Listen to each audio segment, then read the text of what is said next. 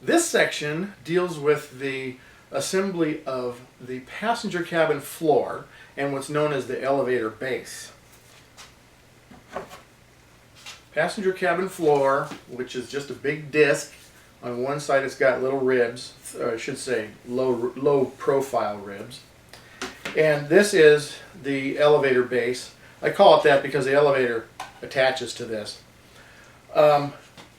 The elevator base has these four stairways that go up, and so the idea here is to start with putting the elevator base into, if I can hold it without, maybe I should tape it.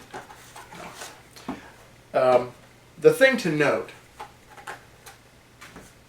is that you can align the back side of the steps, these things here, with these ribs.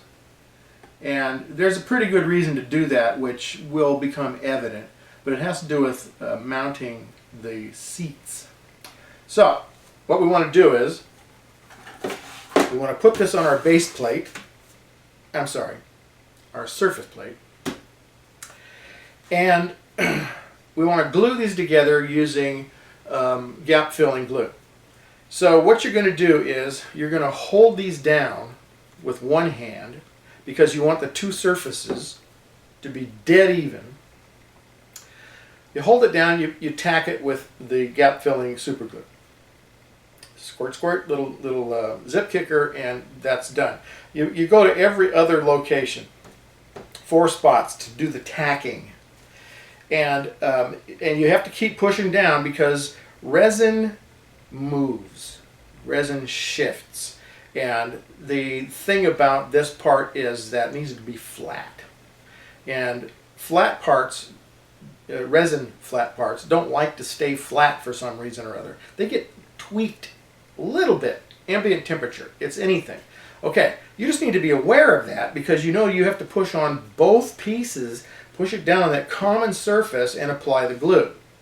Let the glue kick and move on. But you don't want to build up a huge amount of glue, and I'll show you why in a second. So anyway, you glue these two things together. Then you're going to move the assembly onto that big sanding board. And you're going to sand it. Because what you're doing is you're creating a totally uniform surface. And once you've got that achieved, you wind up with this. Now, I admit I'm skipping a step in the video, but I'll explain it. Somewhere in here, there's a joint. And it's real obvious when it's not primered like this piece is. So what you do is you're going to, that sanding takes down whatever glue was prominent, and you'll see little voids in where the glue is between the two pieces. And what you want to do is you want to use body filler to fill what is in essence a circular joint. Not a lot, just dab it where you need it. And then after it's good and hard, you put it back on that sanding board and you sand the living daylights out of it. Not the living daylights. You sand it till it's flat. And then you go in by hand with some other grit sandpaper and you finish this out. This surface needs to be a little on the rough side to capture the paint, but not so rough that you see a lot of scratches in it when you put the primer on. I recommend the use of a high build formula primer on this piece. Duplicolor makes a great one. Okay, on the opposite side, you'll notice that there are these 4 little hunks of white stuff.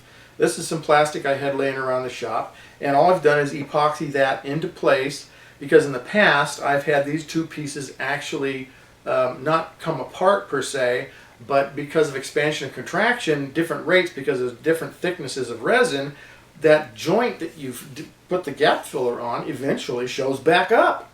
It's just, that's what resin does. So this will eliminate that from happening. So this will never separate.